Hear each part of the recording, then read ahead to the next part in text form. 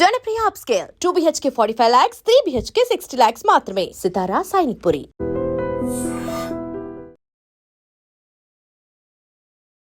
నమస్కారం, welcome to I dream. నేను మీ సంగీత. హైదరాబాద్లోని బహదూర్పురకు చెందిన ఒక 35 ఏళ్ల మహిళకి దుబాయ్లో 25 సంవత్సరాలు జైలు శిక్షను విధిస్తూ ఆ కోర్టు తీర్పు ఇవ్వడం జరిగింది. ఎందుకు ఇచ్చింది అంటే అసలు ఆ కేసులో కూడా ఆవిడకు ఎలాంటి సంబంధం లేదు. ఆవిడ ఏం చేసింది అంటే ఇక్కడ కొంచెం పోషణ అనేది కష్టమైపోతుంది, భర్త వల్ల ఇబ్బందులు పడి ఆవిడ ఒంటరిగా జీవిస్తూ పిల్లలతో ఉంటుంది, తల్లి దగ్గర నివసిస్తూ ఉంది. అయితే ఎలాగైనా సరే వేరే దుబాయ్కి వెళ్తే ఖచ్చితంగా నేను కొంచెం ఎక్కువ సంపాదించి పిల్లలను బాగా చదివించవచ్చు అన్న కారణంతో ఆమె ఏం చేసిందంటే ఒక మీడియేటర్ని, ఒక ఏజెంట్ను పట్టేసుకొని ఆయనతో నేను ఎలాగైనా సరే పనికి వెళ్తాను, నాకు ఎక్కడైనా పని కుదిరించండి అని చెప్పేసి, అంటే పని అయితే నేను కుదిరించలేను కానీ మీకు మాత్రం నేను వీసా అనేది మాత్రం నేను ప్రొవైడ్ చేయగలను ఏజెంట్తో చూపించేసి అని చెప్పేసి చెప్పారు. చెప్పిన తర్వాత సరే అని చెప్పేసి ఆ పని చూసుకున్న తర్వాత నెక్స్ట్ ఈ ఏజెంట్ని కలవడం జరిగింది. కలిసిన వెంటనే అతను ఒక వీసా అనేది ఆవిడకు ఇచ్చాడు. ఇస్తూ ఆయన ఏం చేశాడు అని అంటే ఒక పార్సల్ ఈమె చేతిలో పెట్టేసి మా వాళ్ళు వచ్చి అక్కడ రిసీవ్ చేసుకుంటారు, నువ్వు దిగిన వెంటనే ఈ పార్సల్ వాళ్ళకి ఇచ్చేసేయి అని చెప్పేసి చెప్పారు. చెప్తే మరి ఇక్కడ మన ఇండియా ఎయిర్పోర్ట్ నుంచి మాత్రం చాలా సేఫ్గానే బయటపడింది. ఎప్పుడైతే దుబాయ్ ఎయిర్పోర్ట్లో దిగగానే ఆవిడ మొత్తం చెక్ చేస్తే ఆవిడ దగ్గర నుంచి ఏదైతే పార్సల్ ఉందో ఆ పార్సల్ అనేది గంజాయి అని చెప్పేసి వాళ్ళు ఐడెంటిఫై చేశారు. చేసిన వెంటనే ఇమీడియట్గా ఆమెను అదుపులోకి తీసేసుకొని అక్కడి నుంచి తీసుకెళ్ళి వాళ్ళు కోర్టులో సబ్మిట్ చేశారు. కోర్టు నుంచి ఆవిడకి శిక్ష వేస్తూ జైల్లో పెట్టడం జరిగింది. అంటే ఇక్కడ ఆవిడకు తెలియదు ఏజెంట్ ఇచ్చాడు ఒక పార్సల్ అక్కడ ఇవ్వాలి, అంతవరకు మాత్రమే ఆమె తెలుసు. కానీ అక్కడ ఆ పార్సల్లో ఏముంది ఏంటి అనేది పట్టించుకోలేదు ఆవిడ. ఇలాంటివన్నీ కూడా ఇప్పుడు ఈ రోజులలో జరుగుతున్నాయి. రీసెంట్గానే ఆవిడ పాపం 25 ఏళ్ల పాటు కూడా ఇప్పుడు దుబాయ్లో నివసించాలి, అంతే కోర్టుకు జైలు జీవితం గడపాల్సిందే. అక్కడి నుంచి మళ్ళీ రావాలి అంటే రావడానికి కూడా లేదు. ఆవిడ దగ్గర ఆల్రెడీ గంజాయి దొరికింది. ఏదైతే పార్సల్ ఇచ్చారో ఆ పార్సల్ మొత్తం ఓపెన్ చేశారు, చూశారు, రెడ్ హ్యాండెడ్గా దొరికిపోయింది. కాబట్టి అది ఇంకొకరు ఇచ్చారా లేకపోతే వేరే వాళ్ళు ఇచ్చారా, వేరే పార్సల్ అన్నది కాదు, ఎవరి దగ్గర దొరికింది, ఆ అమ్మాయి దగ్గర దొరికింది. కాబట్టి ఖచ్చితంగా అక్కడ చాలా స్ట్రిక్ట్ రూల్స్ ఉంటాయి. దుబాయ్లో చాలా స్ట్రిక్ట్ రూల్స్ ఉంటాయి. వారు కనుక పనిష్మెంట్ వేసారు అంటే ఖచ్చితంగా శిక్ష అనేది అనుభవించిన తర్వాతనే వాళ్ళు బయటికి రావాల్సి ఉంటుంది. ఎలాంటి రికమెండేషన్స్ కానివ్వండి, బెయిల్ ప్రాసెస్ కానివ్వండి, ఇలాంటివన్నీ కూడా ఉండడం అనేది లేదు, చాలా కష్టం అక్కడ. కాబట్టి అక్కడ ఆవిడ ఇరుక్కుపోయింది. ఇక్కడ వాళ్ళ పేరెంట్స్ కూడా ఎంత ప్రాధేయపడినా సరే వీరికి అక్కడికి వెళ్ళడానికి సోర్స్ లేదు. వెళ్ళాలి అంటే ఖచ్చితంగా వీసా మీదనే వెళ్ళాల్సిన పరిస్థితి ఉంటుంది. కానీ ఆవిడ వీసా తీసేసుకుంది, కానీ అక్కడ ఎయిర్పోర్ట్లోకి వెళ్ళగానే అరెస్ట్ అవ్వడం జరిగింది.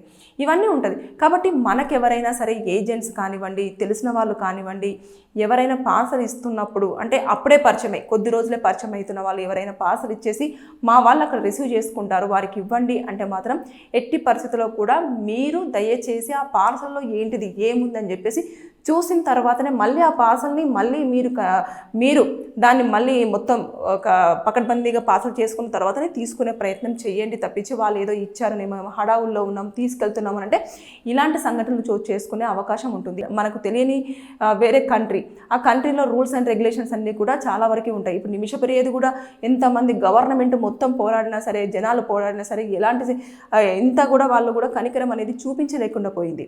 అంటే ఇలాంటి వాళ్ళ దగ్గర ఉన్న రూల్స్ అన్ని ఎలా ఉంటుందో అలాగే ఫాలో అవుతూ వస్తూ ఉంటారు. ఇక్కడన్నా మనకు కొంచెం కన్సర్న్ ఉంటుంది, అరే పోనీలే వాళ్ళకి తెలియదు కదా ఏం జరిగింది అనేది. వాళ్ళు కొంచెం బ్యాక్ ఎండ్లో వెరిఫికేషన్ చేయడం కానివ్వండి, షార్ట్ షీట్లో ప్రిపేర్ చేసేటప్పుడు కానివ్వండి, లేదు అంటే మొత్తం ఎంక్వైరీ చేసిన తర్వాత ఏం జరిగింది అని చెప్పేసి ఏ వ్యక్తి అయితే ఈవిడకి ఇచ్చారో ఆ వ్యక్తిని పట్టుకోవడం కానివ్వండి, ఇలాంటివన్నీ చోటు చేసుకునే అవకాశాలు ఉంటాయి. కానీ అక్కడ అలా ఉండదు. అక్కడ ఎలా ఉంటుందంటే మనకు కనిపించింది ఏదైతే ఉంటుంది. ఇప్పుడు సపోజ్ నేను ఒక షాపింగ్ మాల్కి వెళ్ళాను, షాపింగ్ మాల్కి వెళ్ళిన తర్వాత నా ముందు పర్సన్ ఎవరో ఒకరు ఒక వస్తువు తీసుకొని వెళ్ళిపోయిన తర్వాత నేను అక్కడ ఉండి ఆ వస్తువును పట్టుకున్నా కూడా నేనే దొంగనవుతాను. అంటే అంత ఇదిగా వాళ్ళు ముందు అరెస్ట్ చేయడం, అంతే వాళ్ళ పనింటి ముందు అరెస్ట్ చేస్తారు. చేసిన తర్వాత కోర్టులో ప్రొడ్యూస్ చేస్తారు. పోలీసులు వాళ్ళు ప్రొడ్యూస్ చేసిన తర్వాత ఇమీడియట్గా వాళ్ళు ఇంకా పంపిస్తారు. ఇక్కడ ల్యాగ్ అనేది ఉండదు. వాళ్ళు తర్వాత నెక్స్ట్ మనం ప్రూవ్ చేసుకుందామంటే మన వాళ్ళు అక్కడ ఉండరు. దాంతోపాటు మనకు ఎవరు సాయం చేసే వాళ్ళు ఉన్నారు. మన ఎంబసీ రావాలి అంటే పెద్ద ప్రాసెస్. ఇంకా అక్కడ నుంచి రావాలి, వాళ్ళతో మాట్లాడాలి అంటే మనకు ఒక మధ్యలో మీడియేటర్ ఉండాలి. ఉన్న తర్వాత ఆ పర్సన్ ఇక్కడ జరిగిన విషయాన్ని అంతా తీసుకెళ్ళి వాళ్ళకి కన్వే చేయాలి. కన్వే చేసిన తర్వాత అక్కడ ఏం జరిగిందో మళ్ళీ అక్కడ నుంచి మళ్ళీ ఇక్కడ ఉన్న ఎంబసీ వాళ్ళకి వాళ్ళు చెప్పాల్సి ఉంటుంది. వాళ్ళు చెప్పిన తర్వాత ఇక్కడ ఏం జరిగింది, ఎవరు ఏజెంట్ అని చెప్పేసి తెలుసుకోవడానికి ఇంత పెద్ద ప్రాసెస్ అనేది ఉంటుంది. కాబట్టి ఇంత ప్రాసెస్లో కూడా మనం చెయ్యాలి అని అంటే ఫస్ట్ ఆఫ్ ఆల్ అక్కడ ఆవిడ వెళ్ళిన సిచ్యువేషన్కి, ఎక్కడి ప్లేస్కి వెళ్తుంది, ఎవరి దగ్గరికి పనికి వెళ్తుంది, ఏం చేసింది, ఇవన్నీ కూడా చూస్తారు ముందు. మళ్ళీ అంతేకాకుండా ఆవిడ బ్యాక్ అండ్లో ఇదివరకు ఏమైనా క్రిమినల్ కేసులు ఉన్నావా, ఇలా ముందు ఏదైనా కంట్రీకి వెళ్ళిందా, వెళ్ళినప్పుడు ఇలాంటి పార్సల్స్ తీసుకెళ్ళిందా, ఇక అప్పుడు మొత్తం ప్రతిదీ బయటపడే అవకాశాలు ఉంటాయి. కాబట్టి దయచేసి ఎప్పుడైనా సరే మనం ఏజెంట్ త్రూ వెళ్తున్నప్పుడు ఏజెంట్స్ ఏదైనా ఇచ్చిన సమక్షంలో మీరు మీ ముందే పార్సల్ని అనేది ప్యాక్ చేయమని చెప్పండి. అంతేకాని వాళ్ళు ప్యాక్ చేసి ఇచ్చిన పార్సల్ని మీరు కనుక బ్యాగ్లో పెట్టుకొని వెళ్తే ఎట్టి పరిస్థితుల్లో మనం చెయ్యని దాన్ని నేరంలో వేరే కంట్రీలో ఇరుక్కొని జైల్లో గడపాల్సిన పరిస్థితి చోటు చేసుకుంటుంది. మన కుటుంబంకి ఏం జరుగుతుందో తెలియదు, మనం ఎక్కడ ఉన్నామో తెలియదు, ఏం జరుగుతుందో తెలియదు, ఇవన్నీ కూడా చోటు చేసుకుంటాయి. కాబట్టి దయచేసి ఎప్పుడైనా సరే ఏజెంట్స్ని నమ్మడం అనేది చాలా తక్కువ చేయండి. జెన్యున్గా ఉన్న వాళ్ళు చాలా తక్కువ మంది ఉంటారు, వారి దగ్గరికి వెళ్ళి మీరు ప్రాసెస్ అనేది కంటిన్యూ చేసుకోండి. ఇప్పుడు అనవసరంగా కేసులు ఫైల్ అవుతాయి. సో దానికి శిక్షలు కూడా చాలా వరకు 25 ఏళ్ళు వేశారని అంటే అక్కడ నుంచి రావడానికి 25 ఏళ్ళు పడుతుంది. మళ్ళీ మనం వెళ్ళి కాపాడాలి అన్నా కూడా మనకు దానికి తగ్గట్టుగా సాలిడ్ ఎవిడెన్సెస్ అన్ని తీసుకెళ్ళాలి, వాళ్ళు ఒప్పుకోవాలి. మనం ఫస్ట్ వాళ్ళు వెళ్ళి మళ్ళీ మనం కోర్టులో ప్రొడ్యూస్ చేస్తాం, అంటే పోలీసులకు ముందు ఇన్ఫర్మేషన్ ఇస్తాం. ఇచ్చిన తర్వాత వాళ్ళు ఏం చేస్తారంటే మళ్ళీ కోర్టుకు తీసుకెళ్తారు. కోర్టుకు తీసుకెళ్ళిన తర్వాత వారు ఇలాంటి ప్రూఫ్స్తో రావడం జరిగింది, ఎవిడెన్సెస్ అని అంటే ఆల్రెడీ ఒక శిక్ష అనేది పడడం జరిగింది. కాబట్టి ఆ శిక్ష అప్లికేబుల్ అయిన తర్వాత నెక్స్ట్ ఈ ఎవిడెన్సెస్ అనేది చూడడం జరుగుతుంది అనేది వాళ్ళ రూల్స్ ఎలా ఉంటాయో అలాగే ఫాలో అవుతారు. దాంట్లో చేర్పులు మార్పులు ఏమీ ఉండవు. సో ఇలాంటివన్నీ జరుగుతున్నాయి. కాబట్టి దయచేసి మీరు అలర్ట్గా ఉండండి. మీరు పార్సల్స్ తీసుకురావడం అనే దాని విషయంలో చాలా జాగ్రత్తలు వహించండి. లేకపోతే అనవసరంగా ఏదైనా ఒక కేసులో ఇరుక్కొని పనిష్మెంట్ పడాల్సిన అవసరం అంటే అలాంటి సంఘటనలు చోటు చేసుకునే ఛాన్సెస్ ఉన్నాయి. కాబట్టి దయచేసి బీ అలర్ట్, బీ కేర్ఫుల్. దేశం కాని దేశంలోకి వెళ్ళి అవస్థలలో పడితే మనల్ని కాపాడడానికి ఎవరు కూడా మన చుట్టూ ఉండరు. అక్కడ భాష రాదు, ప్లస్ తర్వాత దాంతోపాటు ఎవరితో చెప్దామన్నా కూడా తెలియదు.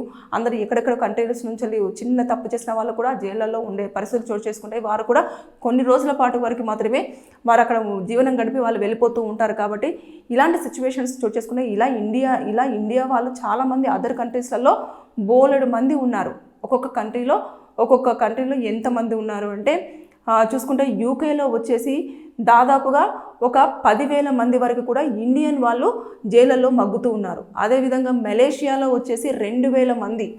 ఇలా చూసుకుంటూ పోతే ఒక్కొక్క కంట్రీలో ఒక్కొక్క సంఖ్యతోటి మా ఇండియా వాళ్ళు అక్కడ చెయ్యని తప్పులకు, కొంతమంది చేసి దొరికిపోయిన తప్పులకు శిక్షలు అనుభవిస్తూ జీవితం అనేది గడుపుతూ వస్తూ ఉన్నారు. ఏదో మనం లైఫ్లో సెటిల్ అవుదాము, మనకున్న కష్టాలను గట్టెక్కించుకుందాము, డబ్బులు ఎక్కువగా సంపాదిస్తాము, అక్కడైతే మనకు కొంచెం బాగుంటుంది అని చెప్పేసి వెళ్ళిన వాళ్ళు తెలియని ప్లేస్కు వెళ్ళేసి జైళ్ళలో జీవితం గడిపేసి అసలు ఆచూకీ లేకుండా వెళ్ళిపోతున్న పరిస్థితి చోటు చేసుకుంటున్నాయి. సో బీ అలర్ట్, జాగ్రత్తగా ఉండండి. Thank you. నిజంగా ప్రస్తుతం ఉన్నటువంటి సమాజం దేనికి ప్రయారిటీ ఇస్తుంది? ఆర్థిక సంబంధాల చుట్టూ మాత్రమే తిరుగుతుంది. మళ్ళీ ఎన్నికలంగానే చాలా విరక్తి కలుగుతాను. మంచి అనిపిస్తుంది కదా, లేడీస్ కూడా ఛాలెంజింగ్ జాబ్స్ చేసినప్పుడు చాలా బాగుంటది. ట్రాఫిక్ అసిస్టెంట్స్ గా నియమించిన ట్రాన్స్జెండర్స్ అందరితో సాల్యూట్ చేయించుకుంటున్నారు. ఫుడ్ డెలివరీ ఇవ్వటానికి వెళ్ళినటువంటి డెలివరీ బాయ్ అనిల్ పై కళ్ళ ముందు